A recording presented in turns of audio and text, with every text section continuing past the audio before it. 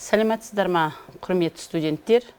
Бүгінгі біздің сіздермен үшінші дәрісімізді бастағалы отырмыз. Яғни бүгінгі біздің дәрісіміздің тақырыбы бұл Қазақстан Республикасы экология құқығының тарихы мен әдістері. Негізінен жоспар бойынша қарастырылатын сұрақтарымыз Қазақстан Республикасының егемендік алғанға дейінгі экологиялық құқығының тарихы. Екінші сұрағымыз Қазақстан Республикасының егемендік алғаннан кейінгі экологиялық құқығының тарихы.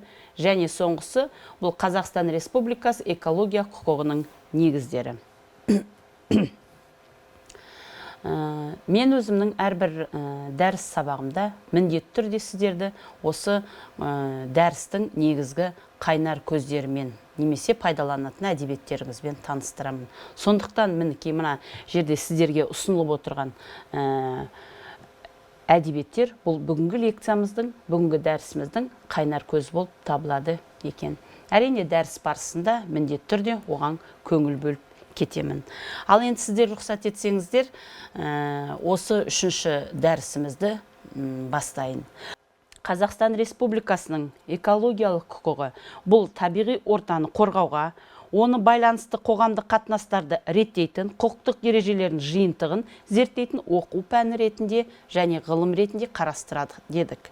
Экологиялық құқықтың өзіндік ерекшелігі де сода, ол пән ретінде, ғылым ретінде қарастырылғанмен аумағы өте кең. Соның салдарынан экологиялық қатынастар туындайды. Немесе өткен дәрісіміздегі айтқан, оның объектісі мен принциптерін айтуымызға болады екен. Экологиялық, яғни қатынастардың объектісі бұл табиғат пен оның ортарас қатынасындағы элементтер болып табылады деп айтатын болсақ, экологиялық құқықтың, яғни өзіндік құқықтық объектісі ретінде айналадағы қоршаған табиғи орта, оны құрайтын адамдар тіршілік қажеттілігіне жұмсалатын табиғи ресурстар және адамдардың экологиялық денсаулығы мен оның өмірін айтуымызға болады. Міне, Қазақстан Республикасының экологиялық құқығы айналадағы табиғи ортаны қорғауға байланысты қоғамдық қатынастарды реттейтін ережелердің жиынтығы ретінде зерттелетін пән немесе ғылым деп жаңа мен айтқан болатын. Осыны ескере келе егемендік алғанға дейінгі табиғи қорларды пайдалану, оның қорғаудың құқықтық мәртебелерін сонау біз Совет одағы кезіндегі Мәскеу арқылы ғана жүзеге асырылып отырдық. Табиғи ресурстардың барлығы, Қазақстанның бүкіл табиғаты, ондағы байлық, қазба байлық, тіпті қорықтар, тіпті ерекше қорғалатын жаңағы аумақтар, осының барлығы тек қана Мәскеу арқылы ғана шешілетін еді. Енді әрине табиғи ресурстар мемлекеттік меншік, ол СССР конституциясы бойынша, Кеңестер одағының конституциясы бойынша, Қазақстан Республикасының конституциясында тұжырымдалған болатын. Жерді және басқа табиғи ресурстарды пайдалану орталықтан шешіліп отырды. Міне орталықтан шешіліп отырған бүкіл әрекет немесе әрекетсіздіктің өзі миллиондаған гектар жер әскери қажеттіліктер үшін салынып сынақ алаңдарына айналды деп отырмыз. Бұл жерде біз кішкене кеңінен тоқталып кететін болсақ, егер біз сіздермен тіпті қазіргі жоспарымыз бойынша егемендік алғанға дейін, тәуелсіздік алғанға дейінгі Қазақстан тарихын Ресеймен байланыстыратын болсақ, соны біздің Семей полигондарымыздың бекерден бекер сынақ алаңына айналғанының куәсі болып отырмыз. Сіздер өздеріңізге белгілі осы сынақ ауданына, сынақ алаңына айланған Қазақстанның елеулі территорияларының барлығы көптеген жер бойынша, мысалы Қазақстанның жаңағы жергілікті халқына рұқсат сұрамай, осыны жасауға болатындығын айтпай, ұлттың болашағын ойламай іске асқан әрекеттердің бірі еді.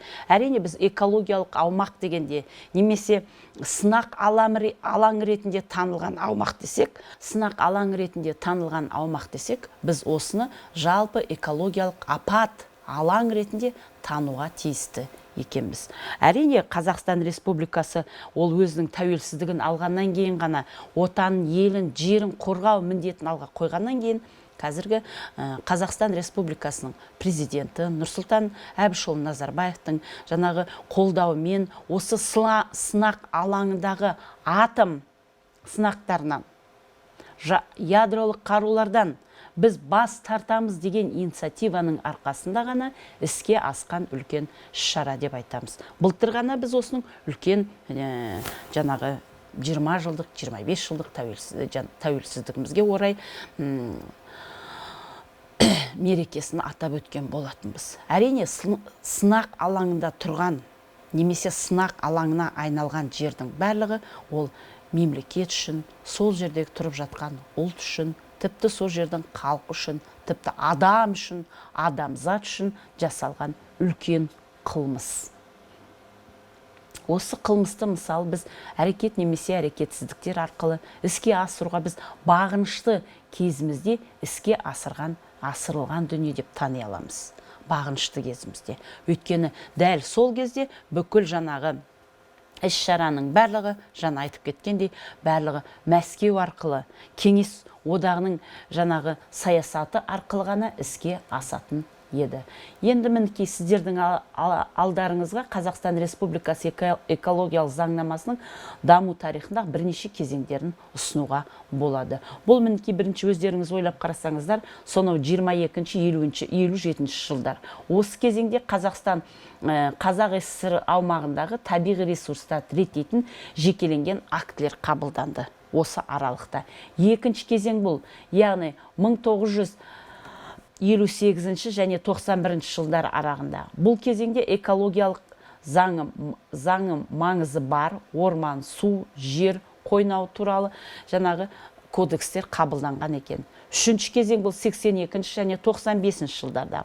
Бұнда табиғи ресурстардың мемлекеттік құқықтық реттелу саласындағы өзгерістер орын алды. Және төртінші кезең бұл, яғни 95 жылдың 30 тамызында қабылданған Қазақстан Республикасының Конституциясынан кейінгі кезеңді айтуымызға болады. Осының барлығы айланып келген кезде біздегі мемлекеттегі белгілі бір кезеңдердің ақырындап, аттап өтіп, адам өмір үшін әрине бұның барлығы бір сағым сәтте біз мына жыл мен мына жыл аралығында деп айта салдық.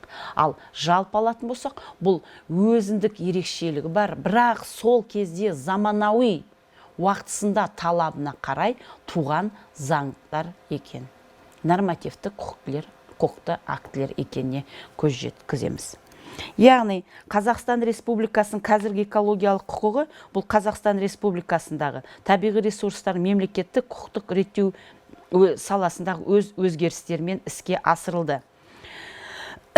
Қазақстан Республикасын егемендік алып, тәуелсіз мемлекет ретінде өзін бүгінгі күнге дейін жасалған бұрынғы СССР құрамындағы қалыптасқан экологиялық құқықтың жалғасы ретінде танылады. Бірақ оның өзіндік ерекшеліктері бар. Мысалы, бұл бұрынғы кеңес өкіметі 1917 жыл 20 қазандағы жер туралы декрет, 1918 жылғы орман жөніндегі декрет, ондағы жер қорларын пайдалану және оған құқықтық қатынастардың реттелуі, табиғи ескерткіштерді қорғау, жан-жақты қарастыру, 19 жылдардағы суды қорғау комитетінің құрылуы, сөйтіп санитарлық жағдайды қадағалау, табиғаттың өндірістік сарқынды сулар менен ластанған жағдайдан қорғауға тиісті органдардың жүктелуі, 25 жылғы балықтар және хайуанаттар жөніндегі декреттің қабылдануы, көп жылдар бойы табиғат қорларын пайдалану, табиғи ресурстардың одан ары мәселелерін Москва арқылы шеше отырып, табиғи ресурстарды тек қана Қазақстанның Конституциясына орай тұжырымдау. Егер мен сіздерге жаңағы айтылып кеткен төрт кезеңді естеріңізге салатын болсам, осы төрт кезеңнің ішінде, яғни біз экологиялық құқықтың тарихындағы мінекей осы ауытпалық кезеңдерге тоқталып отыр екенбіз. Жерді және басқа табиғи ресурстарды пайдалануға билік ету негізінен орталықтан шешілгендігіне көз жеткізіп отырмыз. Әр адам әр кезде табиғатпен тығыз байланысты. Өмір сүреді, оның байлықтарын пайдаланады, өз қызметі арқылы оны іске асырып отырады. Яғни өз қызметі арқылы іске асырып отырады дегеніміз не? Мысалы, сіз қоршаған ортаға бейімсіз. Қоршаған ортадан бар өзіңізге қажетті дүниені алуға тырысасыз. Өйткені сол дүние арқылы сіз өзіңіздің әрекет немесе әрекетсіздігіңізді іске асырасыз. Оған сізге былайша айтқанда бір запрет дейміз ғой. тежеуіш жоқ. Ал азамат ретінде сен өзіңнің құқықтар мен бостандықтарыңды түсіне отырып, осыны іске асыру әрекеті кезінде, мысалы, белгілі бір заңдылыққа бағынуға тиістісің. Неге? Өйткені сіздің мемлекет тарапынан қорғалған құқықтарыңыз бен бостандықтарыңыз іске асу арқылы әрбір мемлекетте, болмаса соның ішіндегі сақталатын заңдылықты азаматтар сақтауға міндетті. Яғни, біз егемендік алғанға дейінгі сонау Октябрь революциясынан кейінгі жер, су, орман кодекстерінің пайда болуы, яғни сол кездегі табиғи ресурстарды бүгінгі күні дұрыс пайдалана білу арқылы іске асыру болып табылатын еді. Яғни, оның барлығы бейтарап өз бетімен жатты. Меншік иесіне тыйым қойылды. Мемлекеттің тарапынан қарастырылған, мысалы, жердің мемлекет меншігінде екені, судың мемлекет меншігінде екені, орманның мемлекет меншігінде екені, міне осының барлығы айланып келген кезде өзіндік жаңағы тарапменен іске асқан екен. Дәл осы тараптарды іске асыру салдарынан, яғни мемлекетте негізгі жауапкершілік туындайды. Негізгі жауапкершілік дегеніміз не? Жаңағы біз айтқан осы 22 мен 57 жылдар арасындағы, яғни табиғи ресурстарды реттейтін актілердің қабылдануы, одан кейін 58 мен 81 жылдар арасындағы орман, су, жер кодекстерінің пайда болуы, одан кейін табиғи ресурстарға мүліктік реттеу. Міне, мүліктік реттеудің туындау элементі осы болып табылады екен. Әрине, біз бірден осының барлығы мемлекет меншігіне сіз туылғаннан бері қабылдап алатыныңыз, бұл мемлекет меншігіндегі жердің, судың, қазба байлықтың барлығы мемлекетке жаңағы тиеселі деп қабылдаймыз. Оны солай тиеселі қылып қабылдап іске асырған, яғни белгілі бір заңдылықтар бар екен. Әрине, ол егемендік алғаннан кейін өзінің форматын өзгертті. Бүгінгі жаңағы құқықтық деңгейіне қарай даму процестерін өзгертті. Көптеген кодекстер жаңадан қабылданды. Оған ешкімнің, мысалы, бүгін дауы жоқ. Өйткені оның бәрі егеменді тәуелсіз Қазақстанның бүгінгі күні өзіндік қазба байлықтарын сақтау барысында туындаған элементтері болып табылады екен. Әрине, біздің әрқайсымыз мемлекетіміздің байлығының сол мемлекеттің азаматтар үшін, мемлекеттің тұрғылықты халқы үшін, ұлты үшін пайдалануға тиісті дейміз. Пайдалануға тиісті. Ол ұрпақтан экологиялық құқықтың өзінің негізгі ережесі де сода. Бүгінгі ұрпақтан ертеңгі ұрпаққа қалтырып отыру, аманат ретінде мейлі табиғаттың қазба байлығын, орманды, суды, барлығын, мысалы, ұрпақтан ұрпаққа аманат ретінде қалдырып отыру. Ал біз оны қандай деңгейде, қандай жағдайда қалтырамыз, ол енді келесі сұрақ болып табылады. Болашақтың еншісінде. Әрине, бүгінгі күні біз осындай жерді және басқа табиғи ресурстарды пайдалану, оған билік ету негізінде орталықтан шешіліп отырғандығын мойындай отырып, ол сол кездегі заманның талабы ретінде танылған екен. Еліміз ал денсаулығына зиян келмесін, құпия ретінде сақталатын бірнеше элементтер болды. Ал осының барлығы еліміздің егемендік алғаннан кейінгі дамып келе жатқан тәуелсіздік тұғырындағы Қазақстанның заңына қалай әсер етті? Біз бірден бәрін алып шарт-па-шарт бірінен кейін бірін бітті, тәуелсіз мемлекет болдық, осыдан кейін бүкіл заңды ауыстырып тастайық дедік пе? Жоқ, әрине. Біз мемлекеттің өзіндік заңына сүйене отырып, ол Конституция, Қазақстан Республикасының Конституциясы. Осы заңды бекіту салдарында, мысалы, жер, Қазақстан Республикасының заңдық күші бар, жер, су, орман кодекстерін қабылдай бастаған екенбіз. Міне, мына жерде сіздерге ұсынылып отырған су кодексі, міне мына жерде ұсынылып отырған экологиялық кодекс және қоршаған орта туралы заң. Осының барлығы, яғни біздің Қазақстан Республикасының тәуелсіздік алғаннан кейінгі мемлекетіміздің даму процесінде пайда болған заңдылықтар, кодекстер екен. Онда мемлекеттің өзінің аты атала отырып, мемлекет меншігіне қандай жағдайда қол сұғылса, немесе мемлекет меншігі ретінде танылған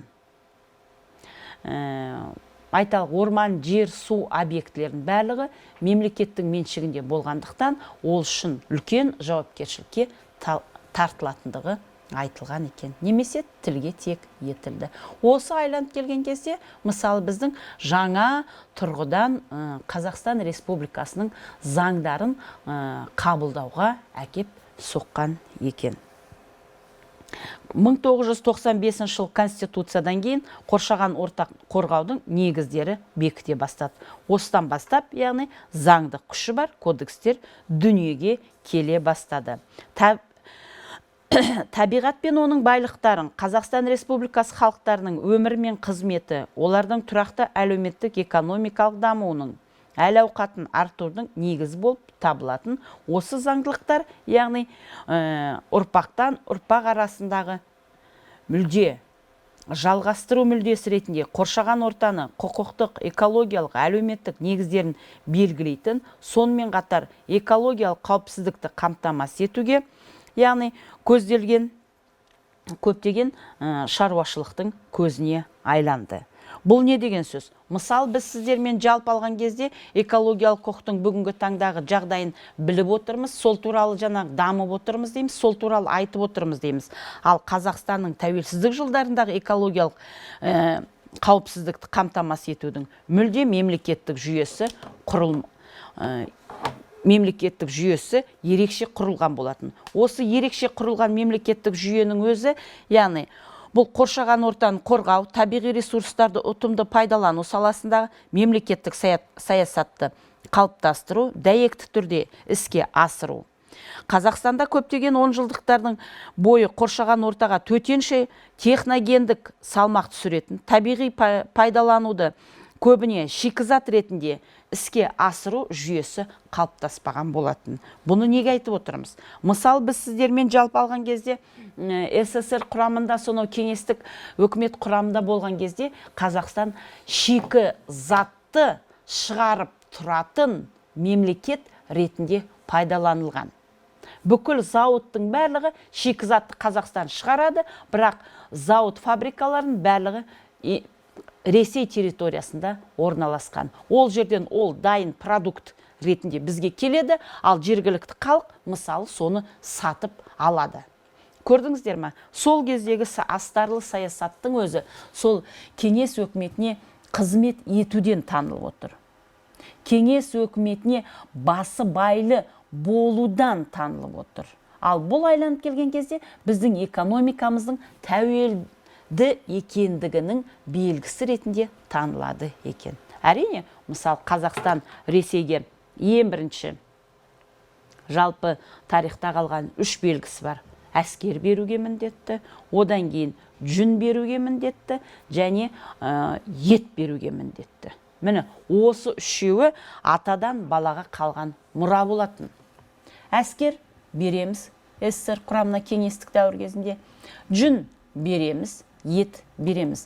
Осы негізгі ауыл шаруашылығындағы малдың көзі Қазақстан территориясында болғанымен, оның пайдалану элементтері кеңес өкіметіне басы байлы болды. Кеңес өкіметіне тәуелді болдық. Міне осы кеңес өкіметіне тәуелді басы байлы болғандығымыздың өзі біздің экономикамыздың тәуелді екендігінің негізгі элементі ретінде танылады екен. Экономикамыздың тәуелді деген сол. Мысал, біз өзімізден дайын продукт шығара алмаймыз, оны Ресейге апарып бергеннен кейін, мысалы, жүнді алайық. Малдың, жаңа қойдың жүні. Біз оны Ресейге шерсть обрабатывающий жаңағы зауыттарға жібереміз. Жүнді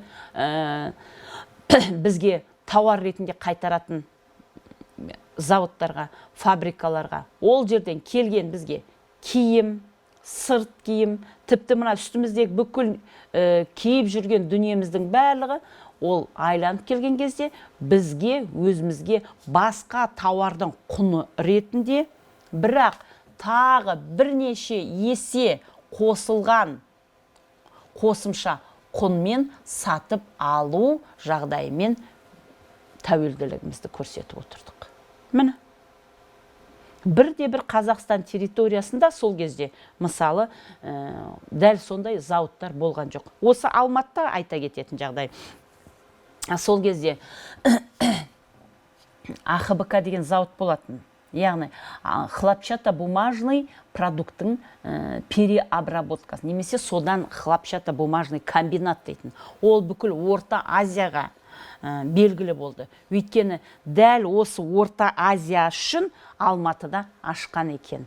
Біз оған осы тәуелсіздігімізге келген жылдары, тәуелсіздігімізді алдық деген жылдары мән жайсыз қалдырып, бүгінгі таңда әрине осындай үлкен зауытымызды жойып алдық, үлкен комбинатымызды жойып алдық. Бұл да бір өте үлкен өкінішіміз. Бірақ тарихта орын алған үлкен Алматы хлопчатобумажный комбинат деген жаңағы орны бар, мекеме бар болатын. Бұны неге айтып отырмын? Өйткені сондай жағдайда сол кейбір комбинаттарды Қазақстан территориясына салса, ол тағы да басқа біз Орта Азия мемлекеттерімен тәуелді болдық бір-бірімізге. Экономикалық жағымыздан тәуелді болдық. Өйткені, мысалы, затты осы басқа мемлекеттен алатын болсақ, біз оның пайда болған немесе содан шыққан 100%-тік тауарды біз өзімізден сата алмаймыз. Оны біз міндетті түрде Ресейге апарып, сол жерден тіркеп, оған знак качествосын алып, рұқсатнамасын алып, содан кейін ғана барып, Ресейдің атынан шығаратын едік. Көрдіңіздер ма? Сол кездегі экономиканың өзіндік ерекшелігіндегі осы экологиялық құқықтың да зерттеу бағыттары болған екен. Әрине, осының барлығы біздің экономикамыздың басыбайлығынан бұрын мемлекетімізде даму кезіндегі егемендік алғанға дейінгі, тәуелсіздік алғанға дейінгі біздің бүкіл экономикасының, Орта Азияның экономикасын басқа мемлекеттермен, Орта Азия мемлекеттермен, бүгінгі күні ТМД мемлекеттер дейміз ғой, соның барлығын бір-бірімен байланыстырып отырған үлкен саясат болып танылады екен. Қазақстан Республикасының экологиялық саласы экономика саласымен тең немесе бірдей зерттелетін объект ретінде танылады. Өйткені экология саласындағы заңдар айналадағы табиғи ортаның сапасын арттыру, оны сауықтыру мен қамтамасыз ету жолындағы нысаналарды көздеп ұйымдастыруға, экологиялық қатынастардың толық реттелуіне мүмкіндік беретін болса, қоршаған ортаны қорғау саласындағы мемлекеттің саясаты, яғни 96 жылғы сәуірдегі өкіметтің мақұлдаған экологиялық қауіпсіздік тұжырымдамасы енген кейін, онда өтпелі кезеңнен экологиялық басымдылықты, одан айтқанда жекешелендіру, экологиялық проблемаларды табиғи қорғау заңнамасымен мемлекеттік бақылау, сараптама, табиғи ортаны экологиялық, экономикалық тетіктерді қорғай арқылы қорғау салдарынан қоршаған ортаға мониторинг жүргізу салдарынан пайда болған элементтің бірі ретінде танимыз. Мониторинг жүргізу салдарынан. Ал енді біз сіздермен ойланып қарасақ, сол қаншалықты қажет? Өте қажет. Неге қажет? Күнделікті өмірімізге қажет. Сіздің, мысалы, тәуелсіздік алғаннан кейінгі мемлекет ретінде даму процедурамызда экологиялық сараптаманың да алатын орны ерекше. Ол тіпті мемлекет аралық, халықаралық деңгейдегі қажеттілігі былай тұрсын, бүгінгі күні біз оның экологиялық құқық ретінде тануының ішіндегі, яғни сараптаманың алатын рөлін айтуымызға болады. Мысалы, біз болашақта қарайтын тақырыптарымыздың бірі осы экологиялық сараптама, экологиялық аудит болып табылады. Ол не үшін керек? Ол болашақтағы жаңағы дәрістеріміздің сұрақ жауабы ретінде айтылады. Әрине, сонымен қатар біз өзіміздің ұлттық мәселелерімізді қарастырған болатынбыз. Ұлттық экономиканың барлық салаларын реформалау, табиғи ресурстарды пайдалануға көзқарастардың өзгеруі, қоршаған ортаны сақтауды ескере отырып, әлеуметтік экономикалық дамуды жүзеге асыру. Мысалы, аталған тұжырымдама қабылданғаннан кейін Қазақстан Республикасында елеулі өзгерістер болды.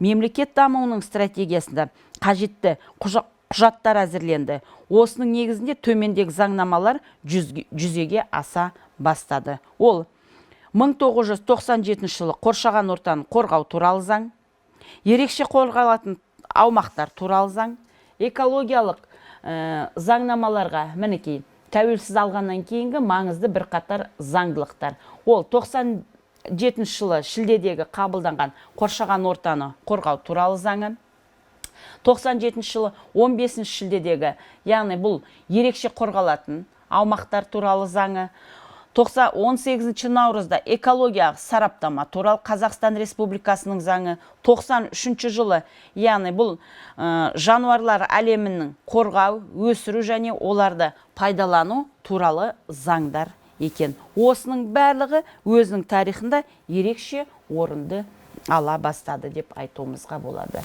Мінекей, енді қайнар көздері ретінде осы Қазақстан Республикасы, мінекей, Конституциясы бағана мен сіздерге айтқам міндетті түрде айтылып өтеді деп. Сонымен бірге осы ерекше қорғалатын табиғи ресурстар немесе аумақтар, жануарлар әлемін қорғау және өсірудің заңдылықтары, оны пайдалану туралы заң, яғни 2003 жылғы су кодексі, 2003 жылғы жер кодексі және 97 жылғы орман кодекстерін айтуымызға болады.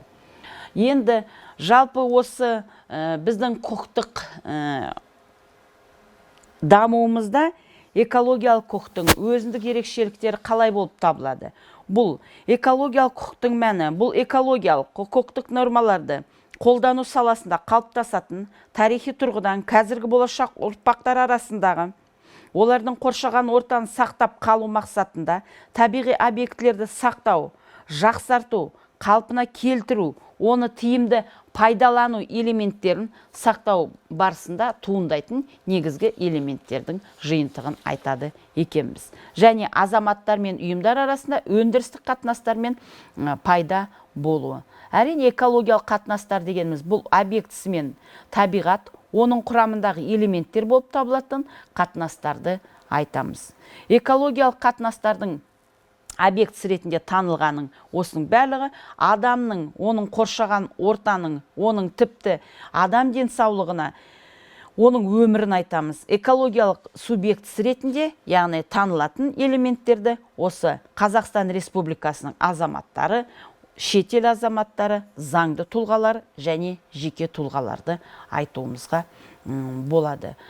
Әрбір Қазақстан Республикасының азаматы өзінің өмірінде осы айтылған элементтердің барлығымен тікелей байланыста. Өйткені біз сіздермен әрбір табиғаттың құқықтық қарым-қатынасына түсуін, немесе табиғатқа құқықтық қарым-қатынасқа түсер алдында дәл соған келтіретін жеке адам басынан, жеке адам тұлға ретінде келтіретін зияндар, жауапкершілікті бүгінгі күні тануға тиісті екенбіз. Әрбір қоғамда азаматтар өзінің құқықтық деңгейін реттей отырып, мысалы, оның тарихи маңыздылығына көңіл бөлуге тиісті. Ал тарихи маңыздылық қандай жағдайда іске асады дейміз? Ол осы заңдардың барлығын бүгінгі таңда орындаған жағдайда, тіпті сол не үшін шығарылды, менің қаншалықты осыған қажеттілігім бар, тіпті мен осыны орындамасам маған қандай жауапкершілік жүктеледі, немесе жауапкершілікке тартылуым мүмкін деген заңдылықтар да туындайды екен. Әрине, біз азамат ретінде мемлекеттің экологиялық осал аумақтарын, шешілмеген экологиялық проблемасы бар, мәртебесі әлде болса жаңағы бүгінгі күн қаралатын объектілерді ешқашан назардан қалтырған емеспіз.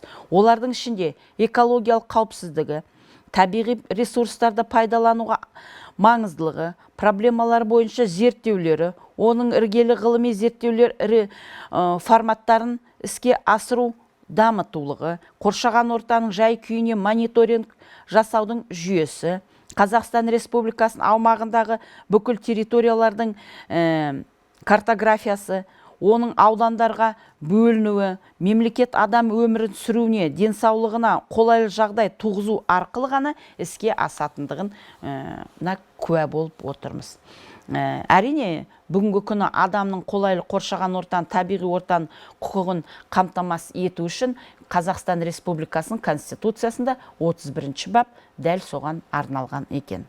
Халықаралық және ұлттық стандартқа сәйкес келетін салауатты, қоршаған табиғи ортада өмір сүруге шынайы мүмкіндіктер жасалуға тиісті, экологиялық қауіпсіздікке байланысты шешімдер дайындауға, талқылауға, қабылдауға қатысу, қоршаған табиғи ортаның жай-күйі туралы тиісті ақпараттар алу, қоршаған ортаның ластану нәтижесінен адам денсаулығына келтірілген зиянды мемлекеттің өтеу құқығы.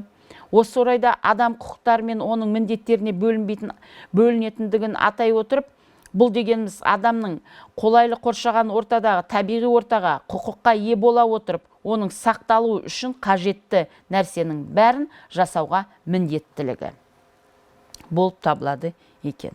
Міне осы біздің айланып келген кезде белгілі бір құқықтық жауапкершілікті туындатудың және соған жүктелудің нәтижесі ретінде танылады. Әрине, Қазақстан Республикасы президентінің Қазақстан Республикасының экологиялық қауіпсіздігін тұжырымдамасы туралы заңында 2003 жылы 1 тамызда үкімет ұсынған болатын экологиялық заңнамалар жетілдіру жолдары қарастырылды.